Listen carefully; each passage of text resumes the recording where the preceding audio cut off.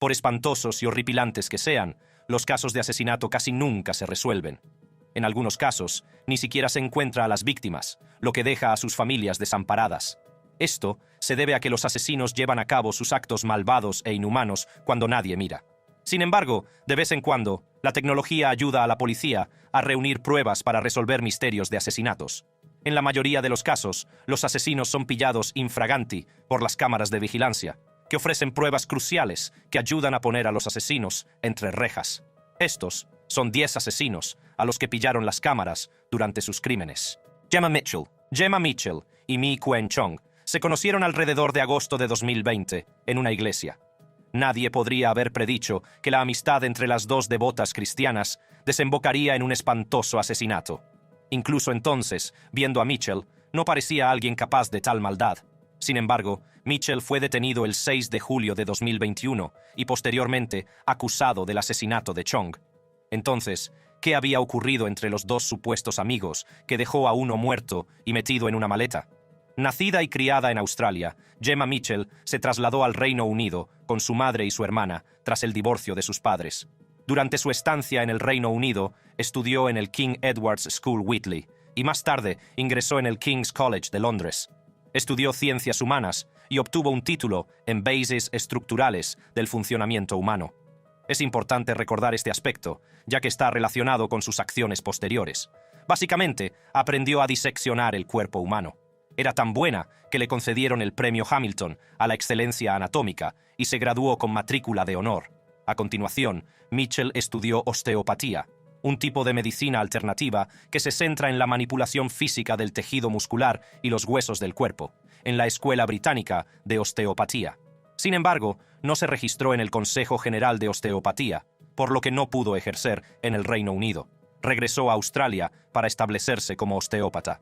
Las cosas no salieron como había planeado, ya que en 2015 regresó al Reino Unido y vivió con su madre jubilada y su hermana en el noroeste de Londres.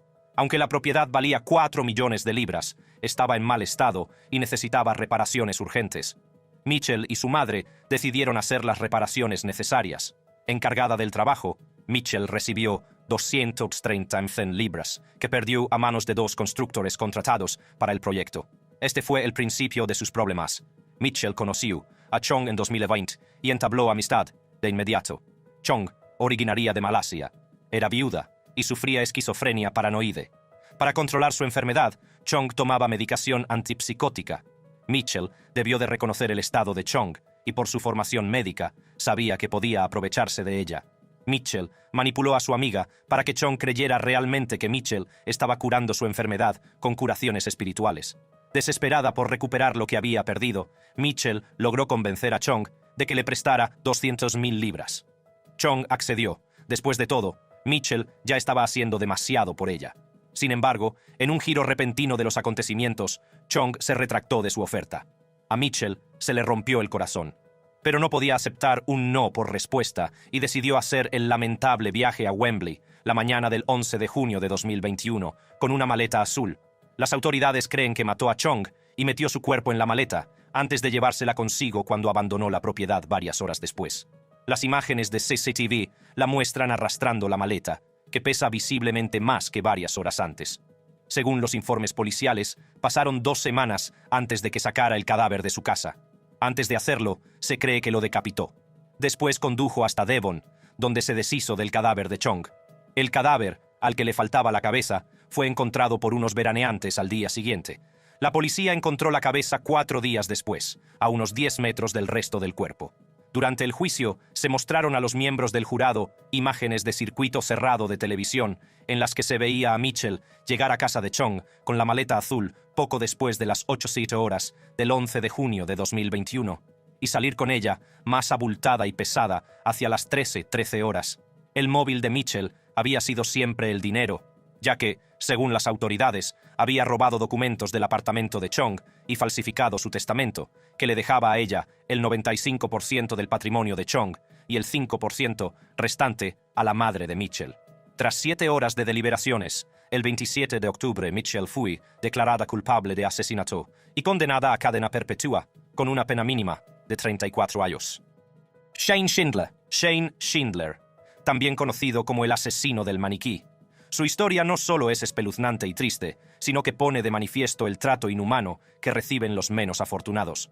Aunque nunca se entenderá su motivación, Schindler pasará a la historia como el hombre que fue encarcelado por atacar a un maniquí. Aunque parezca una locura, la historia es en realidad muy triste. Daniel Aldape, un indigente de Las Vegas, fue encontrado muerto el 4 de enero de 2017. Al parecer, había sido golpeado hasta la muerte. El hombre, de 46 años, dormía con frecuencia cerca de la intersección de City Parkway y Grand Central Parkway, una zona donde se encuentran personas sin hogar. Llevaba en la calle unos 4 meses antes de ser asesinado, y su familia se enteraría de su fallecimiento semanas después. Sin embargo, las autoridades se vieron obligadas a tomar el caso en serio cuando David Dunn, otro sin techo, fue asesinado de forma similar el 3 de febrero. David Dunn fue encontrado muerto justo enfrente y había sido asesinado de forma muy similar a Daniel. Las autoridades establecieron inmediatamente una conexión. Los dos asesinatos tenían muchas cosas en común. Estaban relacionados por la geografía y el poco tiempo que había pasado desde que cada uno fue asesinado. Además, ambas víctimas eran indigentes y dormían solas en descampados en pleno invierno. La policía decidió actuar con rapidez para evitar que más personas sin hogar fueran brutalmente asesinadas. Idearon un plan para atrapar al asesino. Después de pensárselo mucho, Andrew Walsh, del Departamento de Policía Metropolitana de Las Vegas, al que se asignó el caso, pensó que su mejor baza para detener al asesino era atraparlo con las manos en la masa. Así que los policías montaron un maniquí para que pareciera un vagabundo dormido, arropado con una manta de estampado floral, con botas negras y una sudadera con capucha. A continuación, colocaron el maniquí en una zona apartada e instalaron una cámara para captar al asesino infraganti. El 22 de febrero, unas semanas después del asesinato de David Dunn, la policía consiguió un gran avance en el caso. Aquella noche, la policía vio a un hombre paseándose por una esquina del centro de la ciudad en la oscuridad de la noche durante casi 14 minutos, con una bolsa de plástico en la mano. El hombre se detiene a unos metros del maniquí mientras escruta su entorno. Al ver que está solo, saca lentamente un martillo de la bolsa de plástico. En un instante, el hombre se abalanza sobre el maniquí con el martillo y lo golpea 2 veces. Se levanta, desconcertado. Se queda mirando al maniquí durante un segundo mientras cae en la cuenta de que le han tendido una trampa. Intenta huir rápidamente, pero la policía se le echa encima. El hombre es detenido e identificado como Shane Schindler, de 30 años. Más tarde, mientras era interrogado por los detectives, Schindler dijo que sabía que no estaba atacando a un ser humano. Según los detectives, Schindler dijo que sabía que era un muñeco porque no respiraba ni se movía. Pensó que era gracioso y le dio una patada. En cuanto al arma, dijo a los detectives que compró el martillo a un vagabundo por $3 en el centro de la ciudad. Schindler se declaró inocente de intento de asesinato y de llevar un arma oculta. Sin pruebas sólidas, le pusieron en libertad, pero le siguieron hasta el motel Henderson, donde registraron la habitación en la que se había alojado. Encontraron un recibo de un martillo que había sido devuelto. Además, en su teléfono móvil, la policía encontró 2 selfies de Schindler, tumbado de espaldas cerca de donde Daniel y Dave fueron encontrados muertos. A pesar de ello, la policía tuvo dificultades para encontrar pruebas lo suficientemente sólidas como para presentar cargos por los asesinatos. Al final, los detectives acordaron no presentar cargos por los 2 asesinatos. Schindler aceptó declararse culpable de intento de asesinato y fue condenado a pasar entre 8 y 20 años entre rejas. Mohammed Tarus Khan. En junio de 2022, la vida de Somaya Begum, de 20 años, se truncó porque se negó a acatar unas creencias culturales, creencias que le imponían algunos miembros de su familia. A los 16 años, su padre, Yasin Khan, le propuso un matrimonio concertado para que se casara con su primo hermano en Pakistán. Aunque esto habría sido perfectamente normal para las chicas de Pakistán, Somaya había vivido en el Reino Unido y había estado expuesta a una cultura diferente. Quería explorar algo diferente. Entonces denunció a la policía el matrimonio concertado que planeaba y se le impuso una orden de protección. En virtud de la orden judicial de protección contra el matrimonio forzado, Somaya vive con su abuela. Tanto a su padre como a su hermano, Mohammed Khan, se les prohibió ir a la dirección donde vivía, ya que ambos querían que siguiera sus costumbres. Esto dejó a los dos humillados y enfadados. Somaya trabajaba en la agencia Complete Care el día que fue asesinada en su casa de Bradford. Trabajaba como cuidadora de personas mayores y discapacitadas y disfrutaba haciéndolo. En lo que parece ser su única publicación, contó que no sabía qué camino tomar cuando se incorporó a la agencia, pero que ahora estaba extasiada con su nuevo trabajo. No estaba segura de qué camino tomar, ya que no tenía experiencia previa en cuidados, pero desde que me incorporé, me lo estoy pasando como nunca.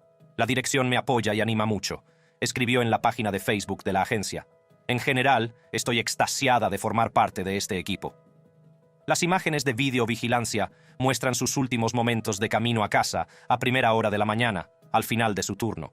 Los documentos judiciales muestran que el tío de Somaya, Kana, había cortado un juego de llaves de la casa de 3 dormitorios que utilizaba para acceder a ella.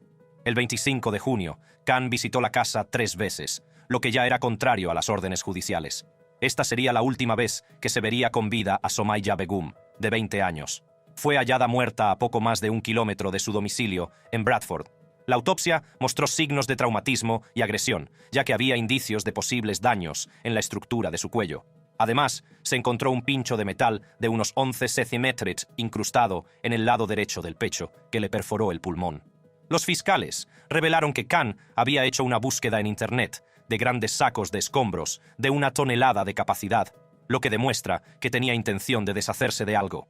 Las impactantes imágenes de las cámaras de seguridad mostradas ante el tribunal fueron la prueba más contundente de que Khan tenía algo que ver con el asesinato. El video muestra a Khan abriendo la puerta de un contenedor con guantes. Una vez abierta, se dirige a su coche y da marcha atrás hasta la puerta del contenedor. Sin embargo, debido a la posición de la puerta, no podemos ver exactamente lo que está haciendo. Según las autoridades, el cadáver pasó la noche en el contenedor. Después envolvió el cuerpo de su sobrina en una alfombra y condujo hasta la calle Fitzwilliam, donde arrojó el cadáver entre los árboles, detrás de un muro y entre la basura del lugar. La policía encontró los restos de Somaya en el polígono industrial varios días después, el 6 de julio. Khan negó haber asesinado a Somaya, pero admitió haberse deshecho de su cuerpo. Sin embargo, fue declarado culpable por un jurado unánime el 14 de marzo, tras un juicio de 10 días. Khan fue condenado a cadena perpetua. Rebecca Mellon y su difunto marido, Donald Mellon Jr., se enfrentaban a problemas como cualquier otra pareja. Sin embargo, a veces llevaban las cosas al extremo. Las cosas entre ellos a menudo se calentaban tanto que los amigos que vivían con ellos no podían soportar sus peleas y se marchaban. Para entender lo mal que iban las cosas entre ellos, basta con ver el número de veces que la policía tuvo que acudir a su casa. Los registros policiales muestran que respondieron a llamadas en su casa 21 veces. La última llamada de la pareja resultaría ser más grave que cualquiera de las que habían hecho hasta entonces.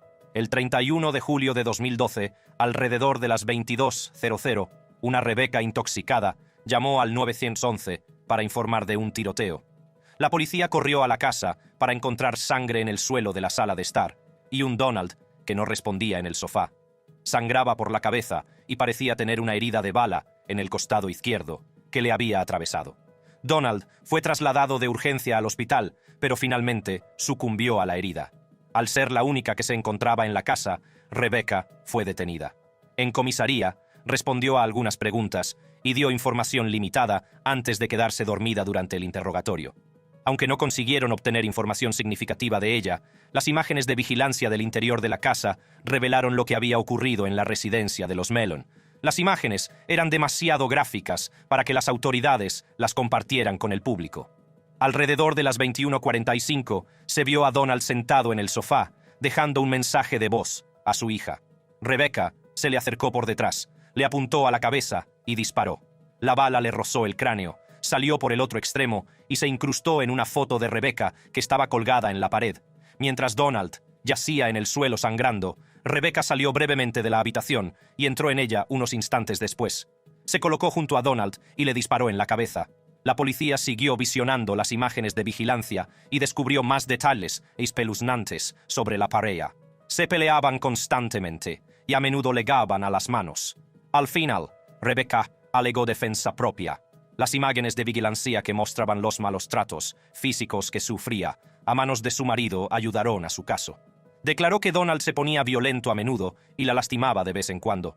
Según los informes policiales, las imágenes del circuito cerrado de televisión de la casa mostraban a Donald agrediéndola en múltiples ocasiones. También dijo a las autoridades que Donald la había amenazado con contratar a un asesino a sueldo para que la matara y hacer que pareciera un robo que había salido mal. Esa noche, mientras Donald enviaba un mensaje de voz a su hija, Rebecca afirmó que pensó que Donald estaba llamando a alguien para poner en marcha el plan. Esto la hizo entrar en pánico y actuar como lo había hecho. Curiosamente, también mencionó que recordaba el tiroteo, pero no el momento posterior. Las imágenes de vigilancia revelaron que, tras disparar a su marido, permaneció sentada en el sofá, fumando un cigarrillo, durante 23 minutos antes de pedir ayuda. En enero de 2017, Rebecca se declaró culpable de asesinato en segundo grado. Un par de meses después, fue condenada a cumplir 20 años entre rejas. Durante la sentencia, el juez señaló que había causado un daño enorme al esperar a que Donald muriera mientras ella fumaba un cigarrillo. Tamara Samsonova. La gente cree que es fácil descubrir a un delincuente. Pues bien, en la mayoría de los casos, los delincuentes y asesinos se esconden a plena vista. Algunos asesinos resultan ser las personas que menos te esperas. Ese fue el caso de Tamara Mitrofanovna Samsonova, alias la abuela destripadora. Por su nombre, es obvio que se trataba de una anciana que mató a más de una persona. La historia de la abuelita rusa es brutal y despiadada, y demuestra que hay asesinos de todas las edades. A nadie se le ocurriría sospechar de un anciano por crímenes como el asesinato. Es decir, viendo estas imágenes de una cámara de vigilancia, uno supondría que la abuelita simplemente está sacando la basura. Sin embargo, si se mira más de cerca, Samsonova llevaba en realidad el cuerpo descuartizado de Valentina Nikolaevna Ulanova, de 79 años. Ambas se conocieron en marzo de 2015, cuando una amiga común pidió a Ulanova que acogiera a Samsonova durante un tiempo, ya que el apartamento de esta estaba siendo reformado. Ulanova aceptó, sin saber que había firmado su sentencia de muerte. Samsonova vivió en el apartamento de Ulanova durante varios meses y la ayudó con las tareas domésticas. Empezó a gustarle vivir allí y quiso quedarse más tiempo. Incluso se negó a mudarse. Con el tiempo, la relación entre ambas se deterioró y la anfitriona acabó pidiéndole a Samsonova que se marchara. Samsonova ideó un plan para deshacerse de Ulanova utilizando veneno. Samsonova viajó a Pushkin, donde convenció a un farmacéutico para que le vendiera un medicamento de venta con receta, Fenazepam. Al regresar a la ciudad, compró una ensalada Olivier, uno de los platos favoritos de Ulanova, puso las pastillas en la ensalada y se la dio a la desprevenida mujer. Samsonova reveló más tarde que puso 50 pastillas en la ensalada de Ulanova y que, cuando se despertó a las 2 de la madrugada, la encontró muerta y procedió a descuartizar su cadáver.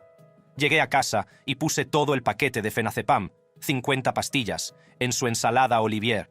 Me desperté a las 2 de la madrugada y estaba tirada en el suelo, así que empecé a cortarla en trozos. Utilizando 2 cuchillos y una sierra, cortó las partes de su cuerpo y las metió en bolsas que sacaba fuera del apartamento. Unos días después, una joven pareja del vecindario paseaba a su perro cuando notaron algo inusual. Durante varios días, su perro parecía ponerse nervioso cuando cruzaban un estanque. Nunca le había ocurrido. Así que la pareja investigó el lugar y encontró restos humanos enrollados en una cortina de ducha, metidos en pequeñas bolsas de plástico. La policía interrogó a la gente del vecindario y se enteró de que Samsonova había tirado bolsas de basura a altas horas de la madrugada unos días antes. También encontraron imágenes de videovigilancia que probaban la afirmación. Las autoridades la interrogaron y ella se mostró más que dispuesta a cooperar. Les invitó cordialmente a entrar e incluso les pidió que echaran un vistazo. La policía encontró rápidamente las pruebas y la detuvo. En el juicio no opuso resistencia y afirmó tranquilamente que había manejado la situación como había considerado oportuno. También se hizo famosa por lanzar un beso a las cámaras y mostrarse feliz y desenfadada. El tribunal la consideró no apta para ser juzgada, por lo que fue enviada a un hospital psiquiátrico de Kazán, Rusia, donde vive actualmente. Kim Jong-nam. El asesinato de Kim Jong-nam en el aeropuerto internacional de Kuala Lumpur en 2017 provocó tensiones políticas entre Corea del Norte y Malasia, que desembocaron en el secuestro de malasios en Corea del Norte. Lo más extraño es que el asesinato fue grabado por una cámara y parecía el guión de una película de James Bond. La mañana del 13 de febrero de 2017 fue como cualquier otra en el aeropuerto internacional de Kuala Lumpur. Por eso, era fácil no fijarse en un solitario norcoreano vestido con un polo azul, un abrigo gris y unos vaqueros. Kim Jong-nam se dirigía a facturar su vuelo a Macao. Mientras esperaba en la cola, una mujer se le acercó y le limpió la cara con una sustancia aceitosa antes de desaparecer. Momentos después, otra mujer se acercó por detrás y le tapó los ojos con las manos. Luego, se las deslizó sobre la boca, se disculpó rápidamente y se marchó. Kim se acercó a los guardias de seguridad que lo llevaron a la clínica del aeropuerto. Entonces, empezó a sudar, a vomitar sangre y a sentir dolor. Poco después dejó de responder. Murió entre 15 y 20 minutos después del ataque, mientras era trasladado del aeropuerto a un hospital. Los informes indican que las mujeres utilizaron VX, un arma química prohibida por la Convención sobre Armas Químicas, contra Kim. Aunque se informó de que Corea del Norte había llevado a cabo el ataque contra uno de los suyos, la policía detuvo a 2 antiguas escoltas, Siti Aisyah, de Indonesia, y Do Thi Huong, de Vietnam, en relación con el asesinato. Las mujeres, según sus testimonios, habían sido preparadas como asesinas por agentes norcoreanos sin saberlo. Confesaron haber untado la sustancia en la cara de Kim Jong-nam y más tarde dijeron a la policía malasia que pensaban que estaban llevando a cabo una broma para un programa japonés de YouTube. Ambas afirman que pensaban que estaban untando loción en la cara de Kim Jong-nam. Sin embargo, Siti Aisyah fue puesta en libertad, dejando que Doan sufriera las consecuencias. Esto ocurrió después de que el presidente indonesio se reuniera con el primer ministro malasio para presionar por la liberación de Siti. Por suerte, a Doan le ofrecieron un trato. Aceptaría un cargo menor por causar lesiones con un arma peligrosa y se enfrentaría a 10 años de prisión, en lugar de la pena obligatoria de muerte en la horca si era declarada culpable de asesinato. Aceptó y fue condenada a 3 años y 4 meses. El asesinato público de su hermano fue un mensaje al mundo. El líder de Corea del Norte, Kim Jong-un, no tenía miedo de utilizar un arma de destrucción masiva en un aeropuerto internacional abarrotado. El asesinato de Kim Jong-nam, en suelo extranjero, provocó una grave crisis diplomática entre Corea del Norte y Malasia. Malasia empezó expulsando al embajador norcoreano y luego se negó a devolver el cuerpo de Kim Jong-nam a Corea del Norte. A continuación, exigió que 3 norcoreanos, escondidos en la embajada, fueran interrogados por la policía. El drama y la tensión entre los 2 países continuaron cuando Corea del Norte respondió reteniendo como rehenes a todos los malasios en Corea del Norte. Existe la creencia generalizada de que Kim fue asesinado porque habló públicamente de su creencia en la reforma política y económica de Corea del Norte. Además, se le consideraba un rival potencial de su hermano menor, Kim Jong-un. Azam Mangori, caminar solo de noche puede ser peligroso para cualquiera, especialmente para las mujeres. Con gente malvada acechando en las sombras, se suele aconsejar a las mujeres que eviten estar solas por la noche en la calle. Por desgracia, Lorraine Cox no tuvo tanta suerte y encontró la muerte de forma similar. La policía hizo público el escalofriante vídeo de Lorraine Cox acechada de noche por Azam Mangori en la calle. En un momento dado, mientras sigue a Cox, parece esconderse y esperar a que Cox aumente la distancia entre ellos antes de reaparecer lentamente y continuar siguiéndola. Cuando por fin la alcanza, las imágenes de CCTV muestran cómo la rodea con el brazo mientras la guía. Como se ve en este vídeo, su mano izquierda no está a su lado. La tiene levantada sobre el pecho. Es de suponer que la utilizaba para amenazarla. En este vídeo, parece que utiliza el brazo izquierdo para taparle la boca. Segundos después, la pareja parece detenerse en una calle oscura, donde Azam parece inclinarse hacia Cox y besarla. Ella no ofrece ninguna resistencia visible. Azam sigue rodeándola con el brazo, aunque parece guiarla con más facilidad, ya que tiene la mano izquierda a su lado. Resulta que la señorita Cox estaba borracha cuando volvió a casa esa noche, lo que facilitó que Azam la llevara a su piso. Esa fue la última vez que Lorraine Cox fue vista con vida. Sus restos fueron encontrados en bolsas de basura, en un callejón detrás de su piso y en un bosque en Newton St. Cyrus, a unas 6 millas del piso de Azam.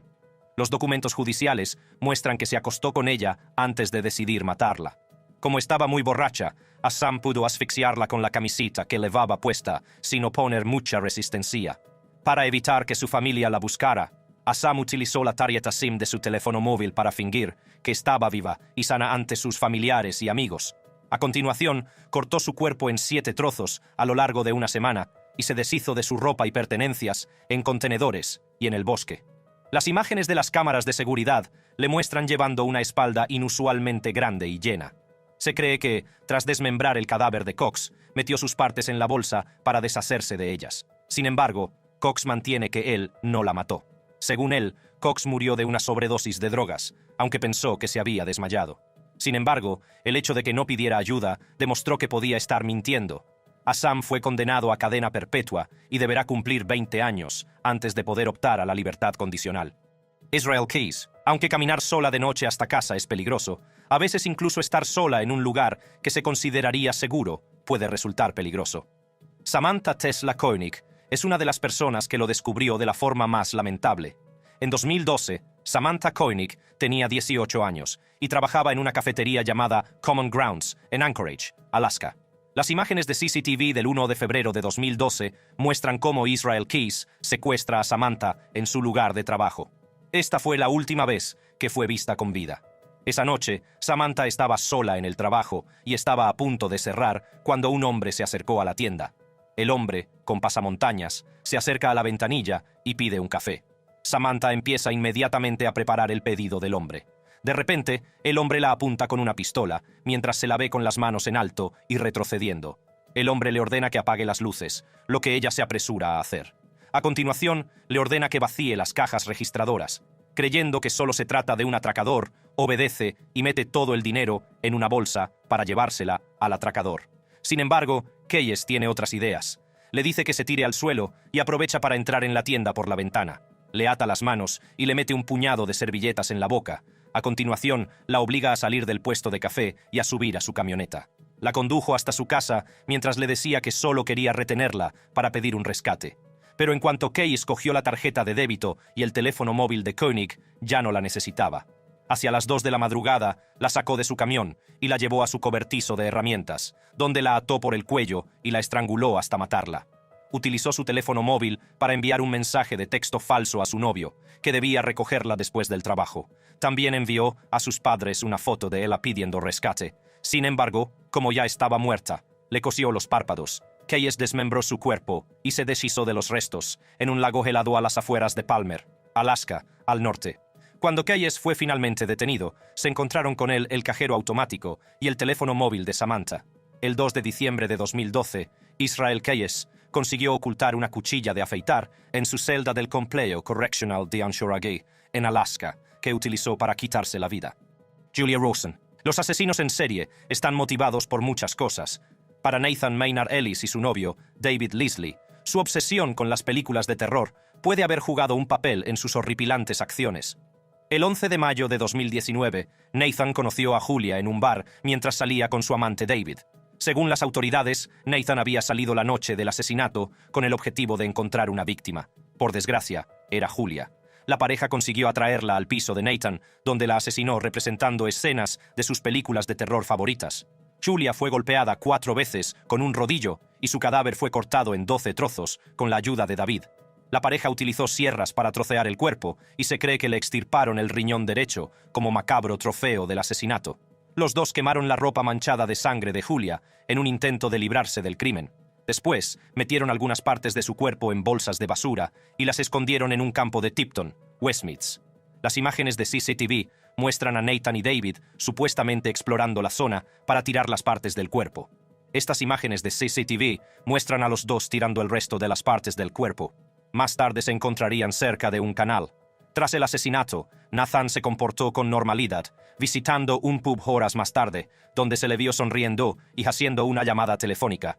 Después de que la familia de Julia denunciara su desaparición, la policía inició una intensa búsqueda que duró 47 días, hasta que finalmente se descubrieron los restos de su cuerpo. Maynard Ellis y Leslie fueron finalmente capturados el 22 de mayo, cuando un ciudadano alertó a la policía tras un llamamiento a través de las cámaras de seguridad. Los detectives quedaron conmocionados por lo que encontraron en la casa de la pareja. Las fotografías tomadas en el interior de la vivienda mostraban que estaba repleta de novelas espeluznantes, un muñeco de Chucky con un cuchillo en la mano y máscaras caseras sangrientas de personajes de películas de terror que Nathan solía hacer. Otras fotografías mostraban un banco de trabajo cubierto de cabezas de muñecos y manos cortadas, junto con herramientas como alicates, taladros y un hacha. Tras su detención, se descubrió que la pareja había comprado una alfombra nueva. Tras un nuevo registro, los agentes levantaron la alfombra nueva y encontraron una mancha debajo, que fue examinada forense y en la que se encontraron manchas de sangre. Este ADN coincidía con el de Julia, y la policía estaba ahora segura de que había sufrido daños. Ambos hombres admitieron haber pervertido el curso de la justicia y haber ocultado un cadáver, pero negaron haber cometido el asesinato. Durante el juicio, se dijo al jurado que Julia había entrado en un piso de los horrores, ya que contenía criaturas disecadas en las paredes, máscaras faciales, un muñeco de Chucky, reptiles en tanques y DVD sobre asesinos en serie. Nathan fue condenado a un mínimo de 30 años de cárcel, mientras que David fue enviado a prisión durante al menos 19 años. Como era de esperar, Nathan también fue declarado culpable de 4 cargos de abuso sexual, un cargo de intento de abuso sexual y amenazas de muerte en relación con las denuncias históricas realizadas por una mujer tras su detención. Kenya Monge, el 1 de abril de 2011, se denunció la desaparición de una joven de 19 años que se había ido de fiesta con otras amigas menores de edad a un local del centro de Denver. Kenya Monge y sus amigas habían sido rechazadas de una discoteca por usar carnes falsos y acabaron yendo al centro de Denver. Esa noche, Kenya desapareció sin dar rastro, desconcertando a las autoridades durante meses antes de que los investigadores pudieran finalmente localizar su cadáver con la ayuda del asesino. Al parecer, fue agredida sexualmente y asesinada por un panadero local, Travis Forbes, que en un principio eludió las sospechas, presentando una sólida coartada para sí mismo.